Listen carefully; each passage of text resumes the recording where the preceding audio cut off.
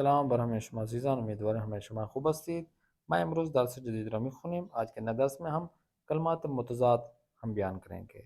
وہ کلمہ وہ الفاظ جو کہ متضاد ہیں، ایک دوسرے کے ضد ہیں. جیسا کہ بزرگ یعنی بڑا، اب بڑے کے لیے کیا ہے کہ چھوٹا یعنی کوچک. کوتاہ چھوٹا، بلند یعنی بڑا. روشن تاریک.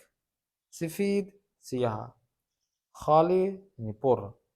زیاد کم. خریدن خریدنا، فروختن بیچنا. سرد گرم. خشک خیز. ضعیف قوی. آرام سری. چوک لاغر. جلو پشت پیچھے یعنی. سبک ہلکا. سنگین یعنی بھاری. تمیز یعنی صاف. خسیف یعنی گندا. سخت جو بہت زیادہ سخت ہوتا ہے، جیسے کہ پتھر سخت ہے تو کوئی اور چیز، تو اس کے لیے نرم مخالف یوز ہو جائے گا. درست اشتباہ یعنی غلط. بست یعنی یہ بند ہے. باز یعنی کھلا ہوا ہے. یہ ایسے متضاد ہیں کہ جو الفاظ کو یوز کرتے ہیں ہم.